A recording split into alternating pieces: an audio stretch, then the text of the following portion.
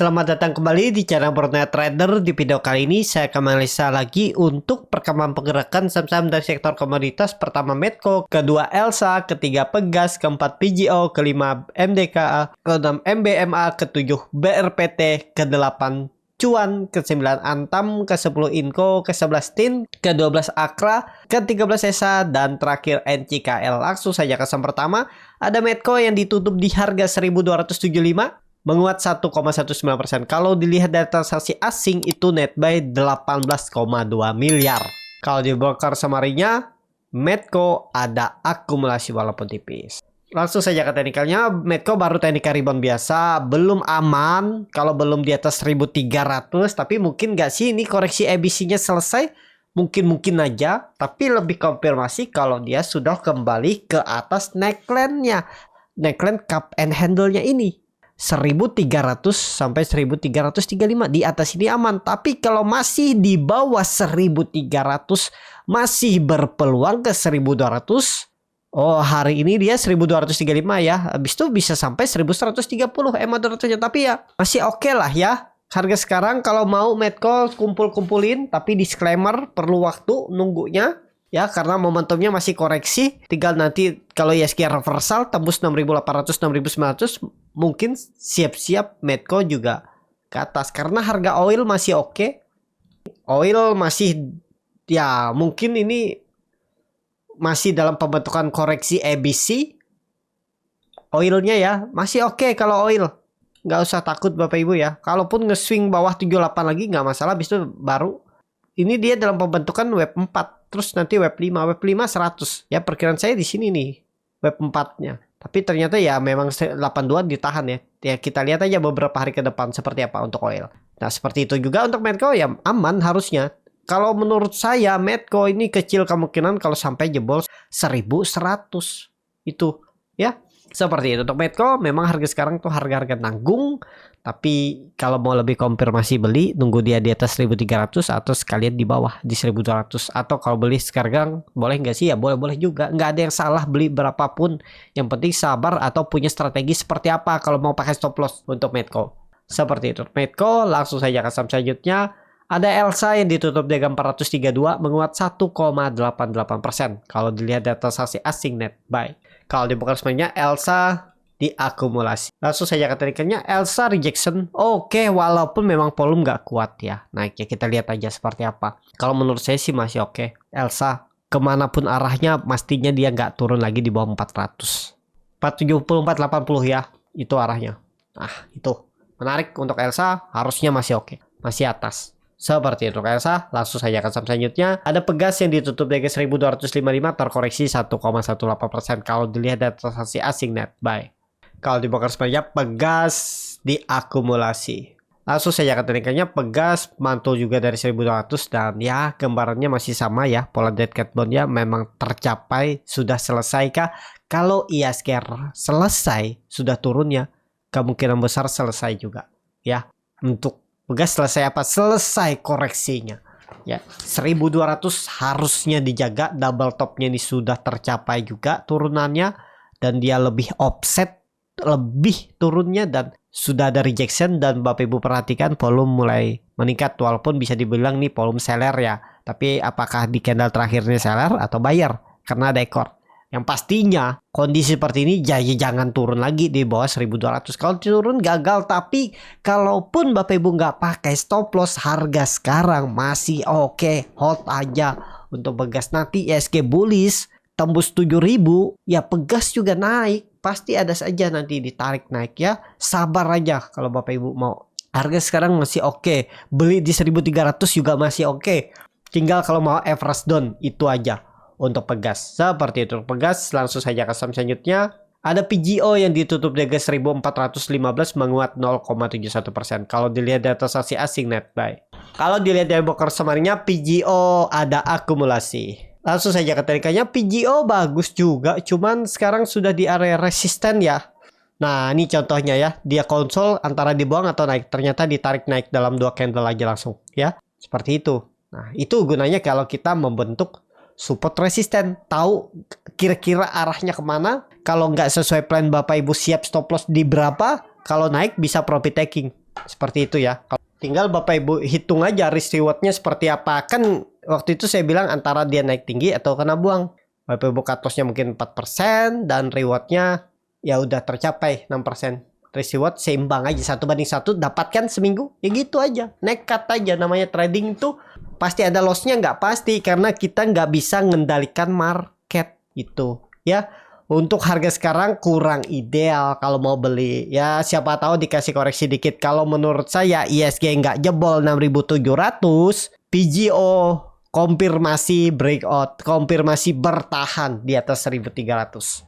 Ya, pokoknya support PGO itu 1 minggu 2 minggu ke depan atau bulan November itu di 1.300 ya, seperti itu. PGO langsung saja ke saham selanjutnya. Ada MDKA yang ditutup di harga 2.230, menguat 4,7%. Kalau dilihat data transaksi asing net buy. Kalau di broker semuanya MDKA di distribusi. Sebelum ke MDKA, saya mau analisa komposit dulu ya, atau ISG secara bulanan. Nah, bulanannya berapa sih turunnya? Kan tadi lupa tuh saya di video pertama. Bulanannya turun 2,7%. Ya wajar. Mungkin gak sih turun lagi? Bulan November kayaknya enggak ya. Biasanya kalau Oktober koreksi, November dia rebound. Coba lihat ya. Tahun lalu sih hijau terus ya. November yang koreksi. Tapi dari 2 bulan itu naik terus dari sebelum November. Kalau bulan 2020 November hijau juga ya. Kalau 2019 Oktober hijau, November merah. Nah, 2018 Oktober merah, November rebound. Ya memang psikologisnya 3 bulan ini kalau Oktobernya merah biasanya ya, tapi itu belum pasti terjadi. November rebound. Apalagi kondisi sekarang ya. Kalaupun misalnya koreksi lagi November, satu candle lagi dan nggak jauh kayaknya loh ya, nggak jauh turunnya, paling maksimal 2% lagi lah. Karena kalau dilihat dari time frame bulanan konsolidasi ya, paling 2% lagi ya, kesempatan Bapak Ibu nambah di bawah di 6.600. Tapi kemungkinan besar sih rebound ya untuk November, mudah-mudahan. ISG cat bond juga dia sempat rebound dan dibuang. Kalau kondisi seperti ini jangan nunggu di 2.200, tapi tunggu di bawahnya dikit. Kalau dihitung dengan Fibonacci retracement dari swing low ke swing high. Nah, 2.200 sih ada persimpangan ya. Mungkin aja rebound ya, kita lihat aja ya di 2.200 mantul nggak. Kalau nggak mantul Bapak Ibu langsung tunggu aja di 2.000. Ya, kalau mau spekulasi buy di 2.200, cut loss kalau gagal bertahan di atas itu. Udah, nggak usah banyak mikir. Mungkin dari harga sekarang 3% cut aja atau 4%. Dah, kalau dia bisa nge-swing atas tuh minimal bisa 5% sampai 8% tuh. Tapi belinya mepet support aja 2.200 sekalian, 2.100, 2.210 ke 2.400 8% ya, atau minimal 5%. Seperti itu aja untuk MDKA. Langsung saja ke saham selanjutnya. Ada MBMA yang ditutup terkoreksi 2,89% ke harga 670. Kalau dilihat data transaksi asing net sell. Kalau di broker semuanya MBMA di distribusi. Langsung saja ke tarikannya, MBMA belum dulu. Lagi kena buang. Memang ada rejection dari 650. Mungkin rebound, mungkin aja. Tapi kalau menurut saya lebih ke wait and see aja dulu. Kecuali dia kembali ke atas 700. Ya di bawah itu bisa sangat mungkin masih ke 600. Ya, tapi ini candle reversalnya untuk downtrend. Kalau di reject minggu ini 3 hari ke depan bisa tembus 680 690 aman. Ya, pokoknya di atas 690 680 aman MBMA. Di bawah itu sangat mungkin ke 600 dulu. Ya, seperti itu untuk MBMA. Langsung saja ke saham selanjutnya. Ada BRPT yang cukup signifikan naiknya hari ini 11,94% ke 1125. Kalau dilihat data transaksi asing net sell. Kalau di broker semuanya BRPT di distribusi. Berarti markup tapi jualan malah si BK. Langsung saja ke teknikalnya, BRPT ya dia membentuk swing low 1000 dijaga, akhirnya aman nggak? Seharusnya aman karena volume meningkat. Dan BRPT ini kayaknya sudah selesai. Mungkin cuan brandnya kan tadi nggak ada naik sedikit, habis itu kena guyur. Nah mungkin pindah duitnya ke BRPT. Karena BRPT ini setelah brand dan cuan itu sideways, nggak gerak di situ-situ aja. Brand tiba-tiba tarik naik. Kelewat udah agak tinggi, jadi saya malas. Kalau big cap, kalau nggak dapat harga bawah, saya itu malas ngejar atas ya, biasanya seperti itu. Karena hari itu takutnya sih ya kena guyur, takut seperti itu. Kecuali tadi saya lihat di bawah dia mulai gelagat naik baru ya, tadi juga ya kelewat karena punya saham lain masih ditunggu. Seperti itu. BRPT validkah ini swing low? Belum. Ya mungkin juga konsolidasi dulu. Ya kita lihat aja besok digas lagi nggak ya. Kalau digas ya bagaimana strategi Bapak Ibu aja. Tapi ya kemungkinan besar kalau ISG nggak jebol 6.700, konfirmasi bisa swing low minggu ini. Ya 1.000 harusnya dijaga, nggak turun lagi dari itu untuk BRPT. Langsung saja ke saham selanjutnya. Ada cuan yang ditutup menguat 3,84% ke harga 5.400. Kalau dilihat data transaksi asing masih net buy. Kalau dibuka semuanya cuan ada sedikit akumulasi. Mungkin besok bisa naik lagi nih cuan kalau market mendukung ya. Kita nggak tahu nih. Tapi sudah harga tinggi ya, harga-harga pucuk. Kalau cuan kondisi seperti ini sudah di area 5.500 sudah tercapai. Mungkinkah dia ke 6.800 ya? Semoga ya. Kalau kondisi seperti ini Bapak Ibu supportnya ya 5.000. Jauh ya, lebih ke wait and see lah. Kecuali Bapak Ibu mau scalping, lihat ada buying power ya masuk. Tapi kalau untuk swing sudah ketinggalan jauh. Tapi boleh nggak sih masuk? Boleh-boleh aja. Tapi risknya lebih besar. Kemungkinan besar kalau pakai stop loss bisa kena stop loss. Kalau mau ya supportnya 5.000 itu dipakai untuk cuan. Langsung saya ke saham selanjutnya. Ada Antam yang ditutup di harga 1.705. Terkoreksi 1,15%. Kalau dilihat data transaksi asing net buy. Kalau dibongkar semuanya Antam di distribusi. Langsung saja ke teknikalnya. Antam jebol nggak sih? Kayaknya sih nggak ya. Pokoknya ISG yang penting nggak koreksi, nggak jebol 6.700. Palingan Antam nih misalnya ya, ini menurut saya analisa saya tapi ini disclaimer ya, bisa juga salah. Kemungkinan kalaupun koreksi dikit terus ada candle perlawanan hari Kamisnya, bisa seperti itu loh ya. Yang penting tadi ISG nggak jebol 6.700. Kalau ISG jebol 6.700 jebol juga 1.700-nya.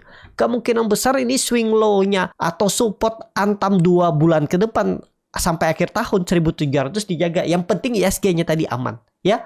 Jadi seperti itu untuk Antam boleh spekulasi buy ya, tergantung Bapak Ibu kalau minat. Seperti itu aja. MACD-nya masih dead cross mengarah ke bawah. Bar chart di bawah 0 juga meningkat. Volume buangan juga besar. Tapi menurut saya ini buangan terakhir. Bisa jadi besok bisa rebound. Tapi disclaimer ya. Atau ya besok candle merah dulu.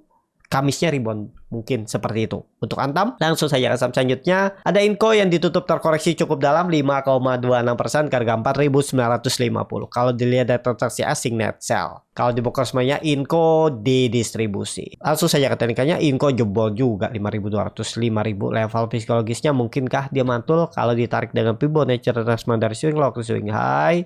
Ya ini dia di level psikologisnya 5.000. Kalau saya lihat besok lah kalau ada buying power mungkin saya masuk juga, cut loss mungkin 1-2% aja. Kalau gagal bertahan di atas 5.000 jual, kalau nggak mampu naik ya. Tapi disclaimer, kalau support selanjutnya itu ada di 4.750 atau 4.800 lah. Itu kalau Bapak Ibu mau pakai silakan juga kalau beli harga sekarang ya. Jebol 4.750 cut loss berarti sekitar 5% ya, atur boleh aja, nggak ada yang salah Inco. Karena Inco ini nanti reversal juga kalau ISG-nya bertahan, kecuali ISG jebol 6.700 jebol juga mungkin 4.800-nya untuk Inco. Ya mungkin Inco 1-2 candle lagi koreksi dan bisa rebound ya. Maksimal turunnya mungkin 4.800 itulah ya. Semoga seperti itu. Tapi kalau besok dia naik lagi ke 5.000 ya cukup bagus. Bagaimana tadi broker summary-nya buangan ya. Jadi ya belum kemana-mana lah. Wait and see dulu lah. Nawar di bawah siapa tahu dapat dekat-dekat 4.800 lebih lumayan kan. Atau kalau beli sekarang cut loss di bawah 4.300 atau gagal bertahan di atas 5.000 nggak kembali ke 5.000, dia beli besok misalnya nggak kembali ke 5.000 mau cut loss ya silakan, nggak ada salah juga ya. Seperti itu. Langsung saja ke saham selanjutnya. Ada TINS yang ditutup di harga 690 sama harga penutupan hari sebelumnya. Kalau dilihat data transaksi asing net sell. Kalau dibongkar semuanya TINS di distribusi. Langsung saja ke teknikalnya. TINS kayaknya sih mulai bertahan. Ini mulai konsol. Kalau Bapak Ibu mau pakai 675, tutup di bawah itu, tinggalin aja dia 3 hari ke depan. Kalau mau dan sabar tunggu. Pasti ada tarikan juga nanti kalau ISG rebound ya. Yang ini kan belum ada ditarik nih. Antara dibuang atau ditarik gitu aja. Ini kan konsol. Ya strateginya ya konsol seperti ini, dibuang atau ditarik. Udah. Nekat aja, cut loss-nya tadi nggak nyampe berapa? 2% apa cut loss-nya? Ya udahlah, cut loss aja dulu 670. Ya 3% lah. Dengan reward minimal 4%. Seperti itu. Ya, Untuk teens, langsung saja ke saham selanjutnya. Ada Akra yang ditutup menguat 2,75% ke harga 1490. Kalau dilihat dari transaksi asing net sell. Kalau di broker sebenarnya Akra ada akumulasi lagi ya. Luar biasa nih Akra. Menarik juga nih, akum terus. Tapi akankah tembus 1500-nya hari besok? Ya kita lihat.